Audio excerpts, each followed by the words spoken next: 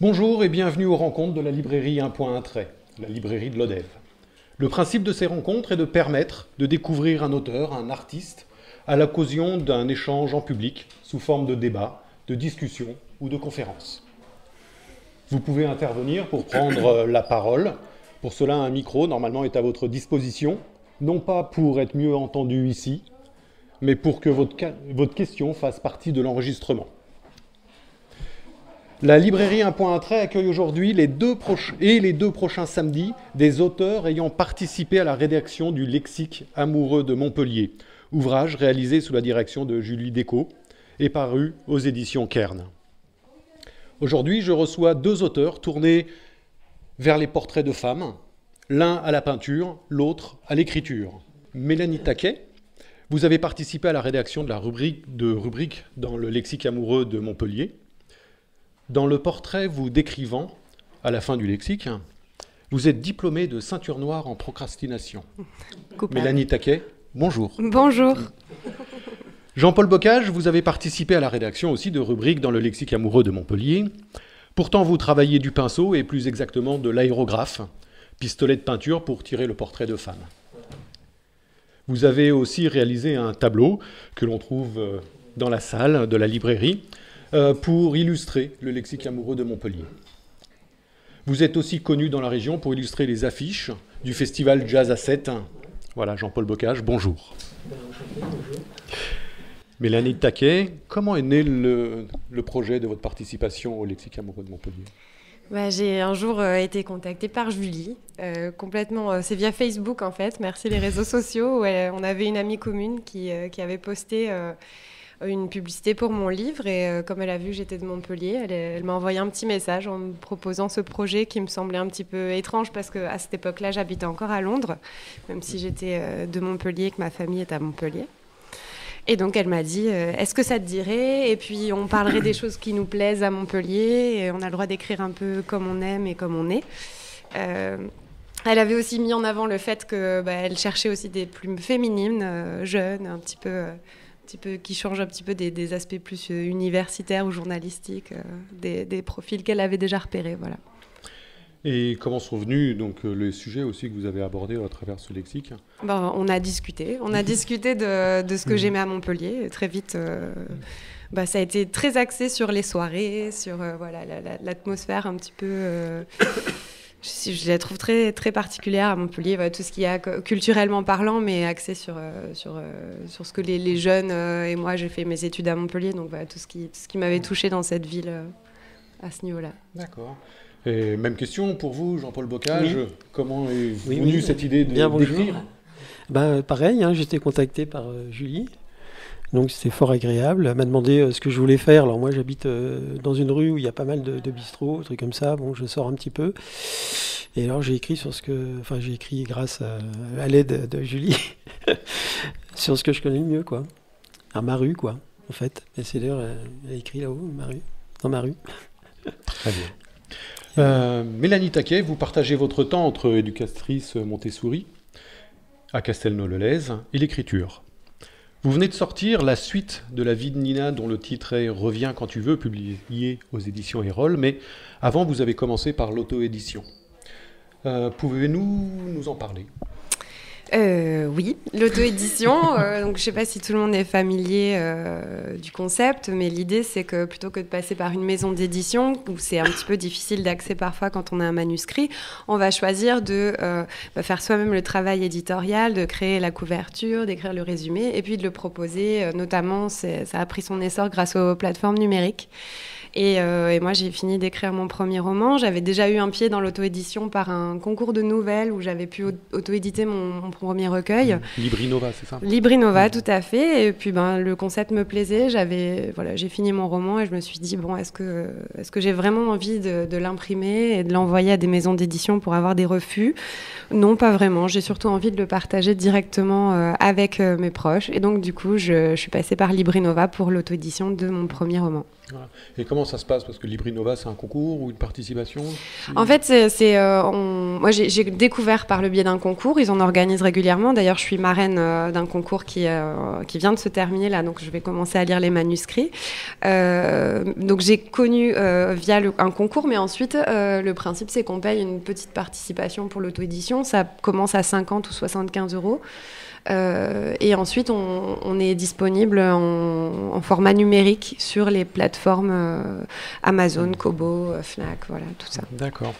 Et le premier titre, vous l'aviez paru donc en auto-édition, il s'appelait Une Vita Passi Dolce. Voilà. Je ne sais pas, là, l'italien est très mauvais pour moi. Racontez-nous un petit peu cette aventure.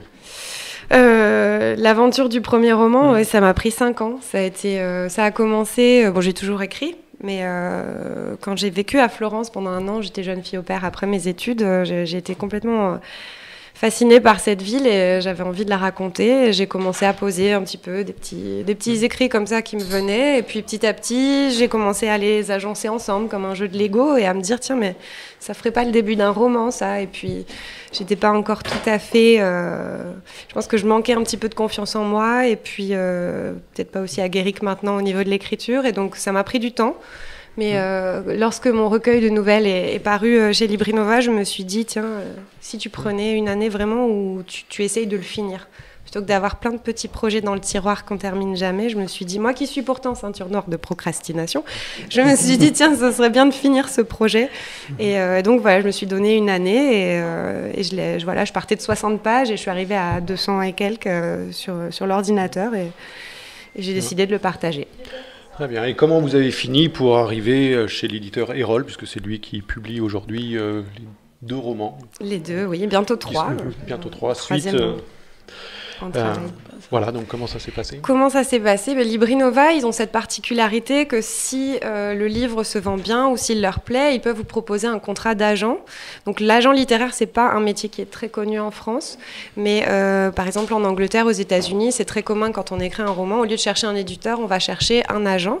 Et l'agent, c'est celui qui va faire la passerelle entre l'éditeur et l'auteur. Et donc Librinova a aimé mon livre, ils m'ont proposé un contrat d'agent et ils ont été le proposer à différentes maisons d'édition où ils se disaient, comme elle connaît très très bien les catalogues, les collections, tout ça, elle se disait ça peut correspondre à telle ou telle maison.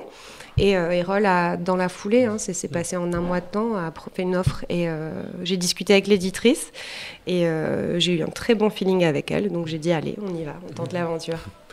Et les 2 tomes qui se suivent racontent l'histoire de Nina, qui arrive à Florence aussi. Quelconque similitude avec un parcours Non, pas du tout. Peut-être c'est rassurant finalement. Est-ce que vous pouvez nous parler justement de ce premier tome? Un petit résumé sans forcément divulguer le pourquoi Nina fuit Paris. C'est toujours difficile. Je suis pas très douée je suis très douée à les écrire peut-être, mais certainement pas à les résumer. Bon, voilà, c'est l'histoire d'une jeune femme qui a une 30aine d'années, qui débarque à Florence un peu sur un coup de tête.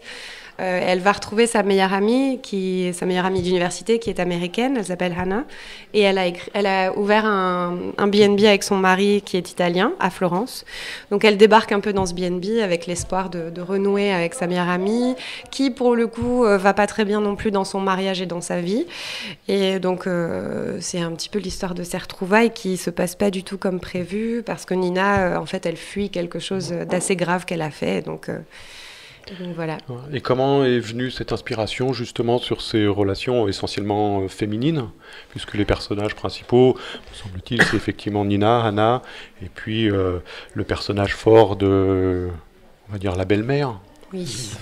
Moi, je suis quelqu'un de très engagé pour la cause des femmes et j'aime beaucoup ces relations. J'aime les relations humaines, je ne suis pas du tout exclusive là-dessus. D'ailleurs, il y a des personnages masculins qui sont très présents aussi dans le livre. Mais là, pour le coup, c'était vraiment la question de la maternité qui m'intéressait et de confronter un petit peu tout ce qui peut exister. Tout ce qui peut exister voilà, dans notre panorama social d'aujourd'hui, quoi. Donc je me suis questionnée un petit peu par rapport aux attentes que la société a des femmes au niveau de la maternité, à ce qu'elles veulent vraiment, et puis comment ça se passe et puis si on ne peut pas avoir d'enfants, si on en a mais qu'on n'en veut pas. Et voilà, c'est tout ça qui m'a un petit peu inspirée. Et ce personnage de belle-mère, c'est pas un peu caricatural de cette image de la femme italienne? Si, mais la caricature, elle naît toujours un fond de vérité, je crois. Et puis finalement, on la découvre aussi sous d'autres aspects qui sont peut-être un petit peu moins caricaturaux à la fin. Donc oui, il y a quand même cette femme, la Mame, quoi, qui a un lien très étouffant presque avec son fils. Mais c'est quelque chose... Moi, j'en ai fait aussi... Enfin, je n'en ai pas fait l'expérience directement, mais je l'ai vu en Italie parfois. Voilà, puis c'est une femme qui... Je crois que votre compagnon est dans la salle et non, il a jeté un regard noir. Non, mais voilà, donc j'aime bien les stéréotypes. Et j'aime bien aussi montrer comment en fait le stéréotype naît d'une vérité, mais quelque part il y a toujours quelque chose qui va dévier de la caricature, quoi, qui va en faire des personnages au fond très humains. Voilà. Et pourquoi la ville de Florence? Parce que dans le livre, Florence n'est pas si présente que ça, ou ça aurait pu être une autre ville dans laquelle la situation se déroule. Alors pourquoi Florence? Florence parce que tout simplement ça a été le début de la petite flamme qui a initié l'écriture, quoi. Ça a été ma ville coup de cœur, où en fait finalement Nina débarque et découvre, et c'est un peu ce que moi j'ai vécu. Je suis débarquée, j'ai découvert la ville et j'ai eu envie de la raconter. Et puis c'est pas un cadre trop désagréable, quoi. J'aurais pu le mettre à Leeds, dans une ville minière du nord de l'Angleterre, ça aurait peut-être pas eu le même charme. Montpellier c'est prévu, Montpellier c'est prévu, ne vous inquiétez pas. Ouais. Et le voyage. Ouais. Que représente à vos yeux une femme comme Nina? Nina, elle est pleine d'ambivalence et de... Je sais, c'est un personnage qui est attachant, mais qui est plein d'ambivalence, parce que elle doute énormément d'elle-même. Ce qui fait qu'elle va agir soit de façon très impulsive et faire plein de mal autour d'elle, ou alors tous ses doutes en fait la sclérose un petit peu, elle s'empêche d'être elle-même, et c'est un petit peu, tout à coup à 30 ans, je crois qu'elle se rend compte que il est temps de vivre pour elle et plus pour les autres qui essaient de façonner un petit peu sa vie comme ils aimeraient qu'elle soit. Pourtant, dans les relations de Nina, là, essentiellement amoureuse ou de séduction, j'ai presque l'impression que ça tombe aussi sur des caricatures que l'on peut reprocher au comportement masculin, plutôt des hommes, de séduire, la séduction d'un soir. Mais là, on le retrouve dans le personnage de Nina.